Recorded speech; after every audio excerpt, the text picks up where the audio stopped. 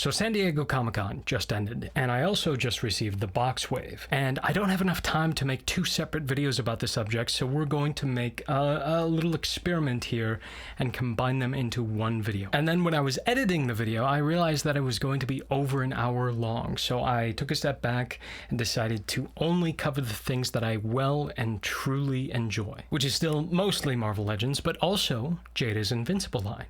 I'm Glen, and this is Super Articulated. So the Build-A-Figure gimmick gets me because I wanted probably half of this wave and box, but that's why like a marketing gimmick like this is so important. For the consumer it sucks because you have to buy 3 figures that you don't actually want, but for Hasbro that means the incentive worked, for me at least, unlike a wave of, say, mini comic books. So I'll start off with Dark Hawkeye. I am a little disappointed that this Hawkeye is not based on the Dark Avengers comic, which would have gone a long way if they were to include, hey, an alternate head that was just, you know, Clint Barton. I'd want to buy 2. I know a lot of you didn't appreciate how I kind of shit on the Daredevil figure for having sculpted clothing bunching. They do annoy me a little bit less here because it is consistent throughout the upper body, at least. But from a distance, I mean, eye test, squint test, it looks good. I understand why they sculpted a new torso. It's because the neck, if you can tell, if it'll give me the range of motion, is actually articulated. This is a step toward my idealized version of the articulation scheme for Legends.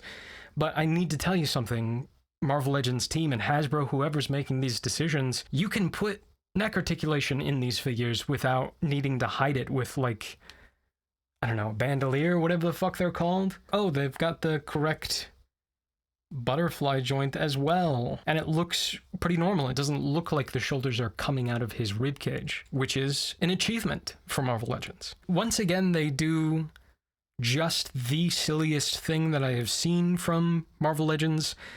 For his belt, they sculpt in a ridge into his newly molded crotch. Usually with waist cuts, I like to put the belt right on top of it so you can't see it breaking up the sculpt at all. But now that they've keyed this in place, I can't do that. That is taking away choice from the collector. Hey, we do have overlays for his gloves. You know, you see how simple it is? You've got this little concave area, and it is plugged. Maybe not the correct choice of words, but it's basically plugged from both ends.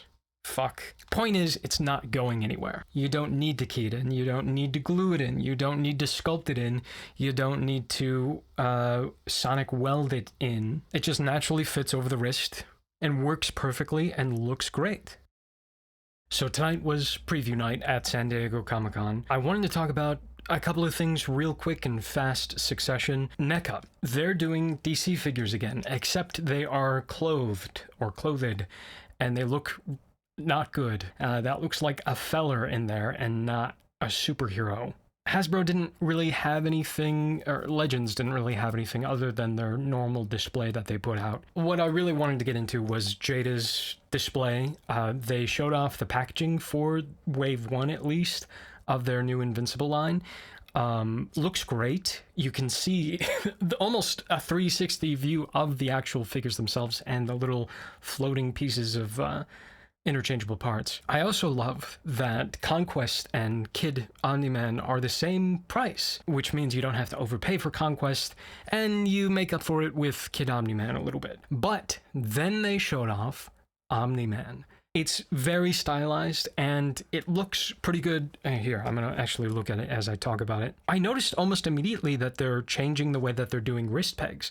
They were doing kind of Marvel Legends style with the first wave, and they've transitioned into just normal, like, Revoltech type joints. It works. It looks great. These are essentially import figures. The only thing they really need to change to essentially become Mofex figures is that cut at the thigh. It does confirm that we are getting wired capes, which is awesome. It looks like they took some design inspiration from the Mofex Superman, how the cape connects to sort of his clavicle. Hopefully they maintain that $30 price point because, oh God, that would just be so amazing, you know, in comparison to Marvel Legends. And they also show off the packaging for the San Diego Comic-Con exclusive. I'm really, really looking forward to that. I hope I can get that. Lady Deadpool. I did not care to get this figure. She's a little too modern for me. However, Misty Knight, I want to say Rhino Wave Misty Knight, for the past 10 years, that figure is the only figure in my collection to never stand up for any amount of time. Her legs were just so goddamn gummy that she would fall over constantly, and eventually she fell over for the last time. Rage consumed me, and I tore off her legs. You see Misty Knight with her knees torn off. But I knew this figure was coming, so it wasn't like I was going into a momentary psychosis or something, because I want to swap the head, actually. Let's see if this fits. Nope. Immediately no. So I'll have to do some... Holy shit. There's a tiny ball. We'll see about kit bashing that later. But the one thing that I wanted to say about Lady Deadpool is that with this body that I think was originally used for the deluxe Phoenix, the neck is something that I kind of hate. Because the chest is ABS plastic, to be able to use a ball-jointed neck, which hardly gets any range of motion anyway, they had to transition the plastic from ABS to PVC, so they created a break in the sculpt. I mean, all they could have done is extended the ball that goes into her middle torso up through the neck, created another ball. They could have just cast the neck in PVC and we would have had an extra neck joint, but they didn't do that. Instead, there's just an arbitrary cut that serves no purpose to the end consumer. Just realized I can't see. I'm not wearing my glasses. Thursday, July 23rd. Let's blast through a couple of things real quick. I saw the Sideshow Collectibles Hot Toys display, and I noticed that once again, the Hano Immortal Thor isn't there. And goddamn was I really looking forward to that release. Fresh Monkey Fiction at the Big Bad Toy Shop booth. If you are a Marvel fan, they have a creature from the Black Lagoon type Fishman character that is a dead ringer for a Amphibian. It looks like one of their better figures from that whole set. What are the prices on those?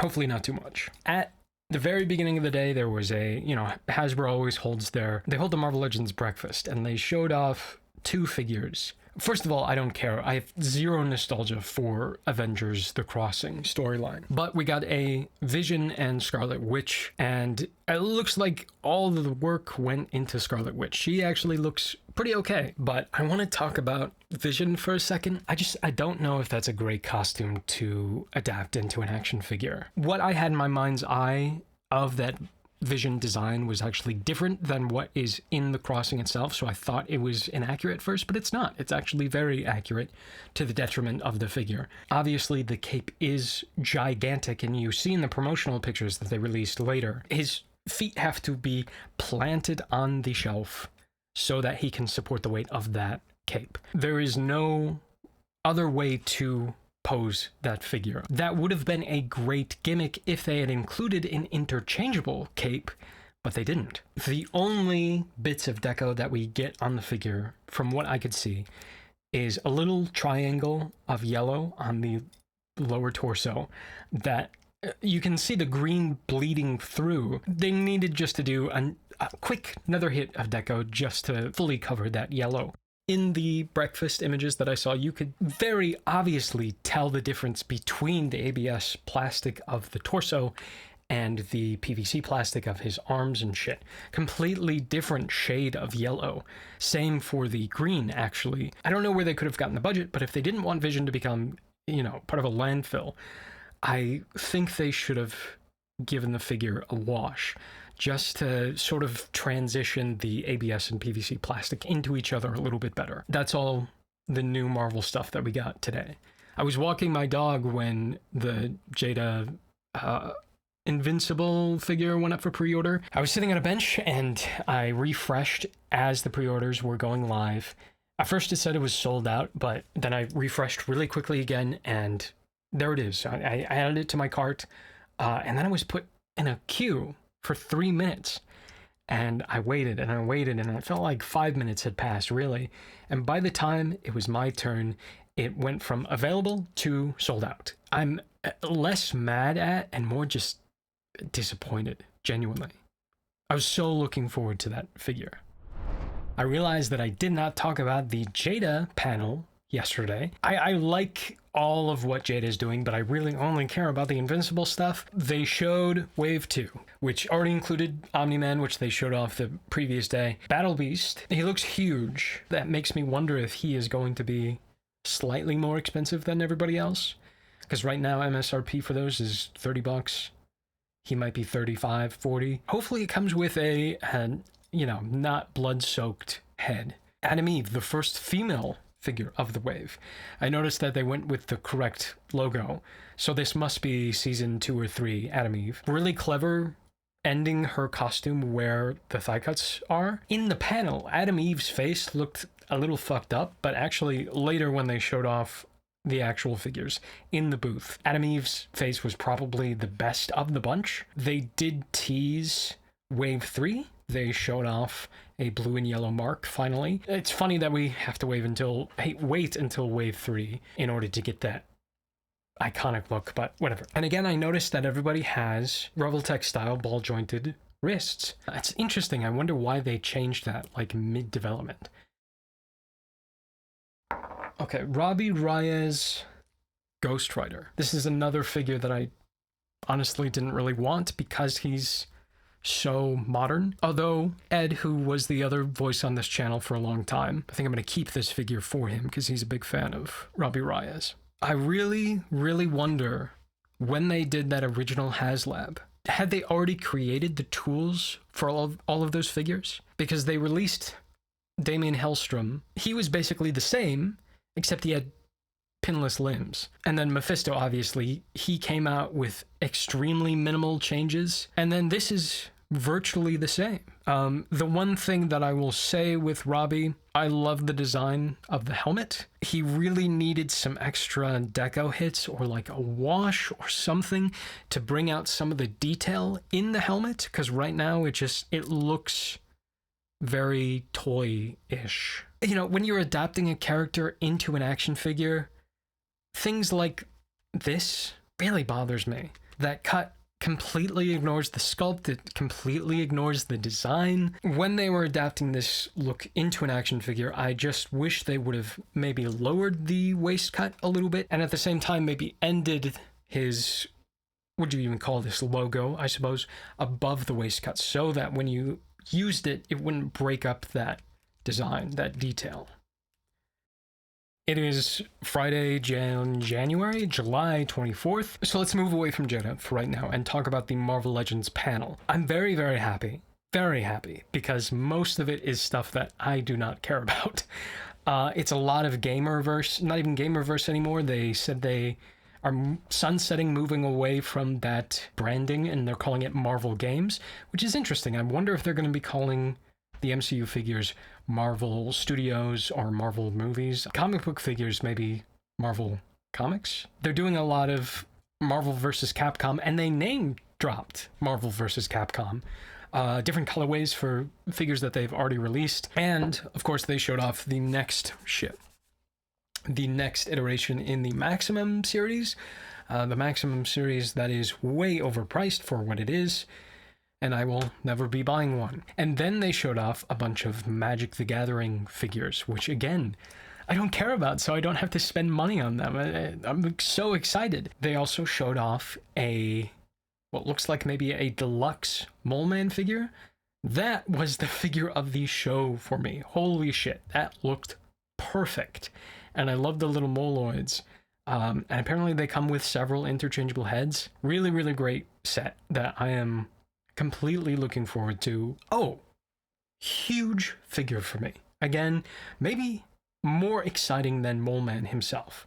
An Earth X Alex Ross based Captain America. They show the render. By the way, their rendering has gotten way better than what they used to be during the pandemic. That Captain America looks fucking fantastic. What I noticed immediately were the the wrinkles, the lines in his neck. I complain a lot about art style and wanting comic book figures to sort of have a little bit of an art style that is more uniform, but seeing, I mean, it's Alex Ross, right? He does these hyper-realistic paintings of what superheroes could actually look like in the real world. I can't wait for that figure. And it opens up, hopefully it opens up more Earth X designs. I'm gonna have to make an entire video about that. Alex Ross has some amazing redesigns that I really would love to see figures of. Back to Jada, they showed off Alan, the alien. A little flat looking maybe, but I mean, he was kind of flat in the show. Alan seems to be in wave 3 with the blue and yellow Invincible. The rest of wave 3, they revealed Thrag. And he looks pretty damn great. He's mostly hidden by his cape, but hopefully they take that off tomorrow so that we can see the figure in its full glory. Oh, you know what? So if you remember, I missed out on that Jada San Diego Comic-Con exclusive Bloody Invincible figure. Well, Preternia, is that how you say their name? I have a problem where I look at the shape of a word instead of actually reading the word when it comes to names specifically. They posted that there was an Australian site that was putting that San Diego Comic-Con exclusive up on their store. So I jumped on and I got one. I think I really only paid $5 more than what I would have paid on Jada's site. Certainly a lot cheaper than the hundreds of dollars they were going for on eBay. So hopefully that turns up soon, because I would love to review that for this channel specifically. There's a lot of little things that I think I could at least make interesting, point out. Why are these here? So, Armored Psylocke, probably my most anticipated of the wave, and I think she turned out fairly well. Her head sculpt is interesting. It feels like her eyes are a little too close together, or maybe too big. And like I said in the initial reaction to the reveal of these figures, I don't like how close in color her hair and her hood are. They do add deco to the lines in the sculpt, but they only really do it, yeah, it stops in the back of the figure too. There are literally no deco hits at all.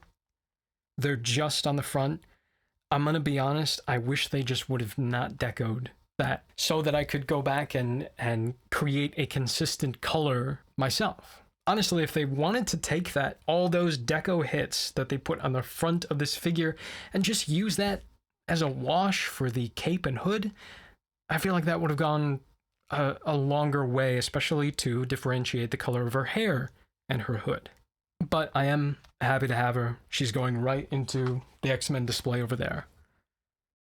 It is Saturday, July 25th. I'll start off with InArt. I was a little turned away from their Dark Knight's Mattel line because they reminded me so much of Playart's Kai back in the day. Really, really detailed, really, really articulated, but a little overly detailed for me, straying a little too far away from the comic books. They showed off their fully colored version of the Alex Ross Superman that they've been showing for the past several shows. This Alex Ross Superman looks fucking fantastic.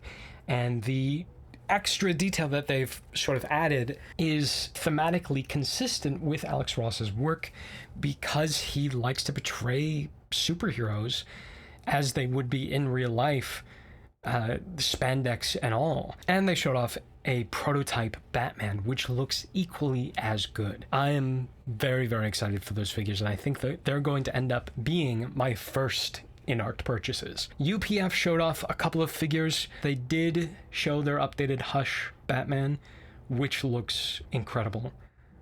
They showed off some of their prototypes for the rest of the Dark Knight's metal, I think, or was that InArt?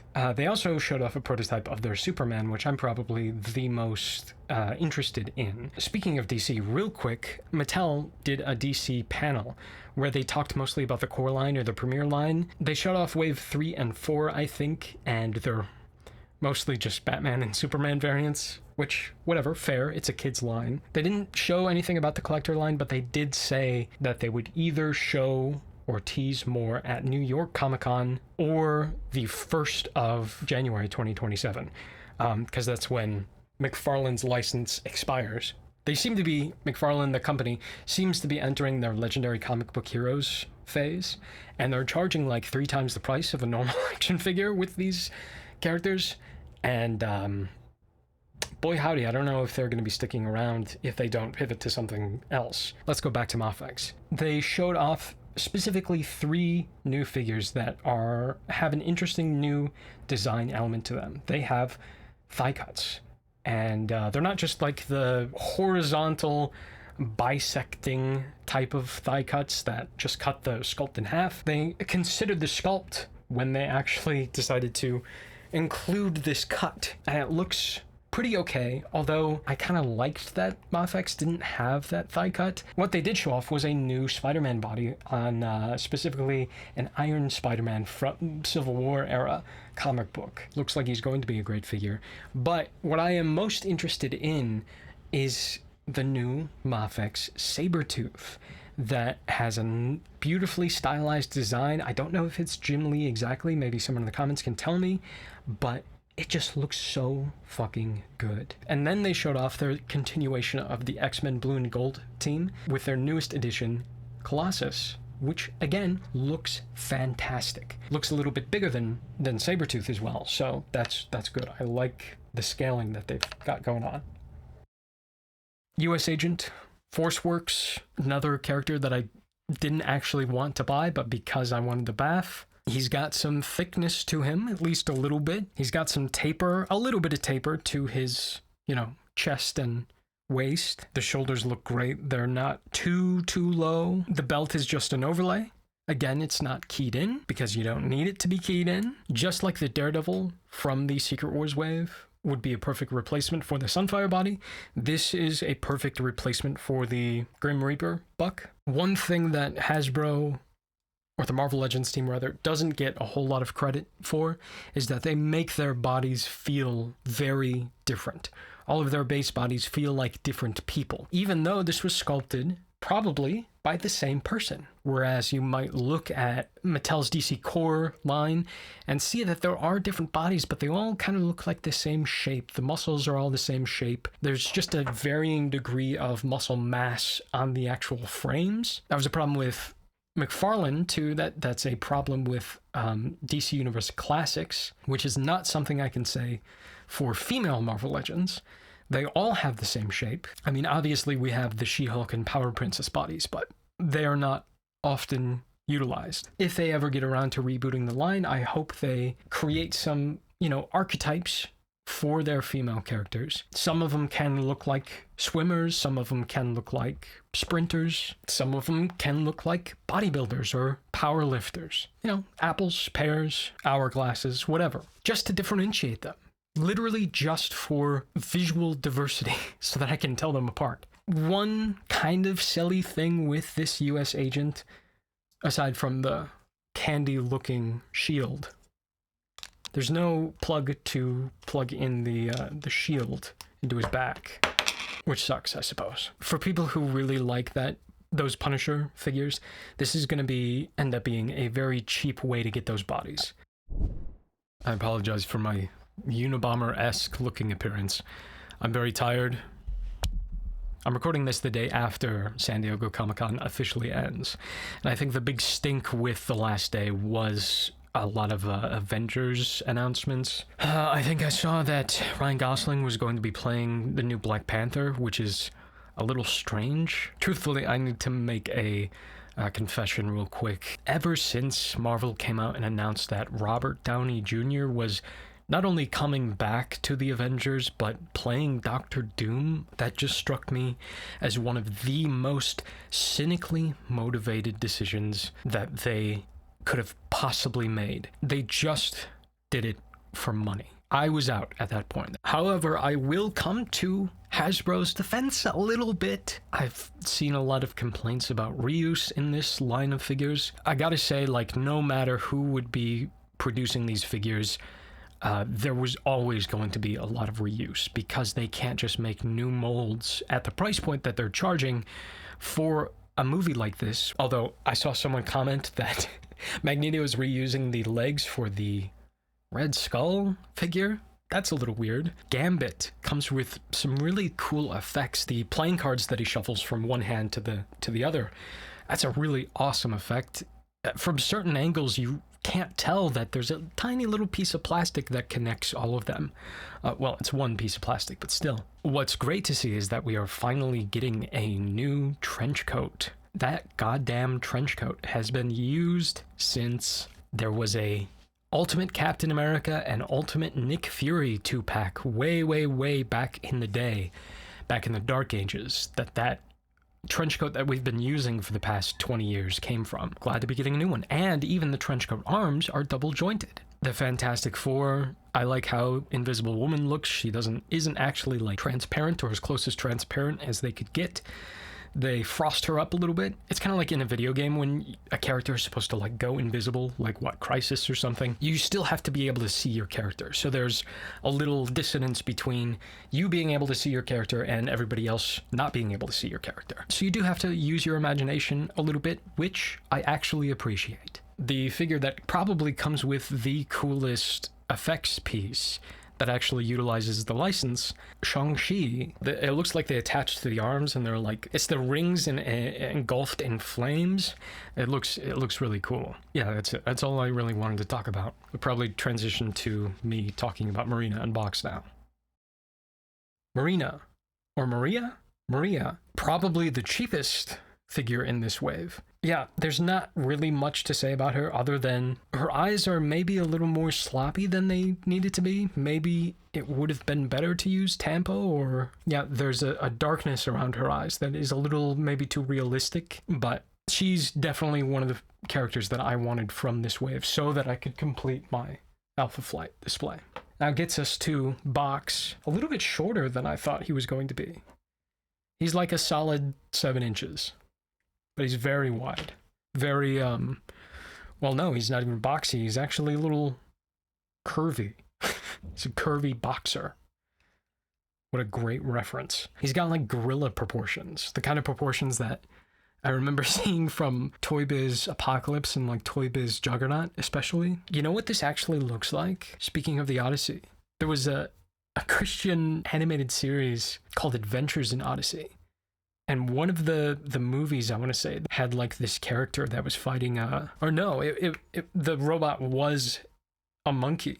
This really reminds me of that design. He honestly has a lot more articulation than most Marvel Legends figures. I'd say the only thing he is really missing is maybe a boot cut of some kind. You could have probably hidden that, gotten away with it. That's a good way of adapting your character into an actual action figure, finding spots where the design matches up with the cuts in the articulation, just like the torso. He can look all the way up and almost all the way down. Very impressive, very impressive.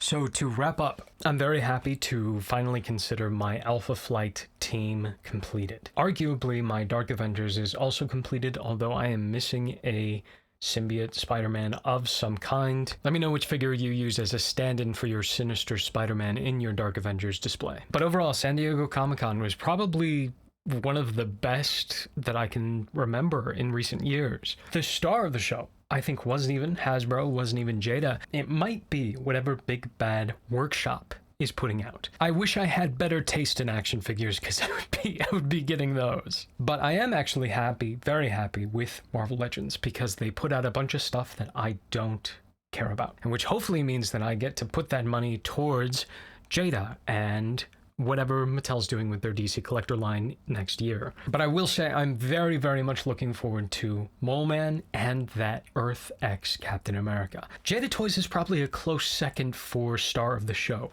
They're putting out a lot of different lines and they're doing so much with it. If I were a Street Fighter collector, I would love the kind of output that they have. Their Scooby-Doo figures also look pretty excellent. I've been meaning to pick up the Living Mummy as a stand-in for the Universal monster that I would have gotten for my Lethal Legion stand-in display, whatever. And of course, what Jada's doing with their Invincible line is really impressive. Of course, InArt and UPF are doing great things, and then separately, Medicom and their Mofex line are killing it. In a time where everything seems to be getting so shitty, I feel like action figures are actually in a really good place.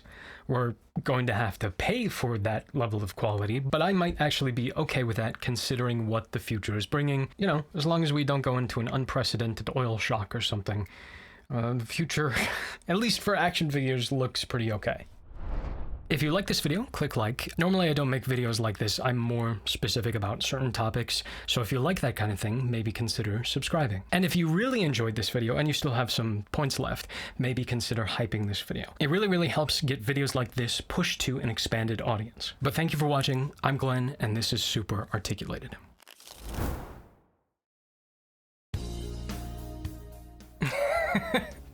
What are you doing? You see Am I even filming? I am filming. the red lights on. Yeah. You're gonna eat. Thanks for the ramen. Yeah, sure. Why not? Is it hot? I don't think so. Okay.